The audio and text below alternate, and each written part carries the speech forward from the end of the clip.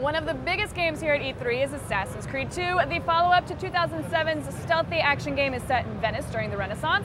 Patrice Désilets, I hope I got that right, from Ubisoft Montreal is here to give us a closer look at Ubisoft's blockbuster. Take us through Venice Hill. I told you I was going to do it. Oh, it's yeah. my gondola ride. We're getting ready for the gondola chase. That's right. So Patrice, 2 years ago, Assassin's Creed 1 came out. It had some mixed reactions. Some people really loved it. There were some things people didn't love about it. So what have you guys done to address any concerns people might have had? Well, we listened to them, you know, basically that's what we did. Like, we went to the forum and like, okay. Sounds like a great business plan. Exactly. And we saw where people stopped playing the first game and say, okay, let's try to do something new. And so what we did, we changed the game structure. You know, remember it was all about doing investigation first, and then you went and go to assassination mode. That's gone. You know, trash can, let's restart. So what we're doing is that basically, where we had only 5 mission types to do the investigation, now we have 15.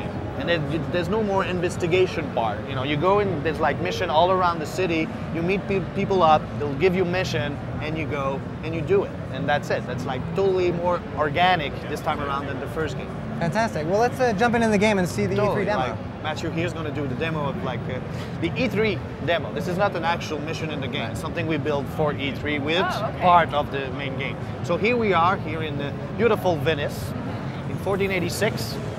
The game is set not only in Venice, it's set in the Italian Renaissance. So we'll have Venice, but we'll also have Florence and Tuscany countryside. And it's still the Desmond Miles, you know, story in the present, and it goes into a machine called an Animus that let it live the life of an ancestor. And this time around, it's Ezio. Ezio Auditore da Firenze, that's the character name. Ezio. It sounds so beautiful when you say it. Yeah, sorry. Like, I live a year in Italy, so for me to go there, it was really special.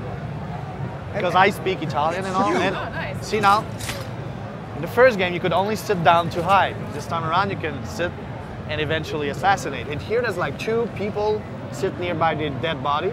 Those are thieves. It's like Weekend at Bernie's. They're just like, yeah, this guy's still alive, don't sweat it. But you paid for those people to get rid of the body.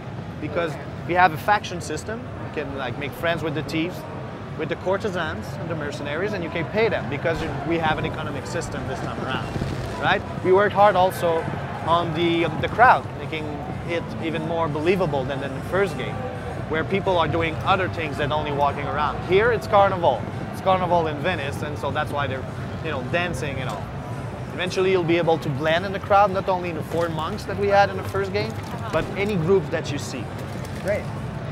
Ezio's story, maybe I can talk a little bit about that. Sure, absolutely, yeah. He's not on, assassin, so I'm like, right? oh yeah, I know my speech, let's do it. No, he's not an assassin by trade, right? No. He's like a young Florentine noble, basically, at first. Okay. Something will happen to him, yeah, and he'll have to become an assassin. It won't be something good, right? Something bad happens. Something bad happened to him, right? And so that helped us do a real, you know, clever character progression. In the first game, you were this master assassin. It was harder for us to teach you how to become one if the character is already one, right? So this time, this young guy who's having like dolce vita, he's having fun, suddenly something bad happened, and you will learn to become an assassin. You will meet some people, and then be that master assassin at the end of the game. Here, like, it's going to show you a brand new assassination technique from a climbing position. Nice. Right? I don't think that guy survived that fall. No, and he's not one of the friends you're like meet in the game. That's probably a good thing then.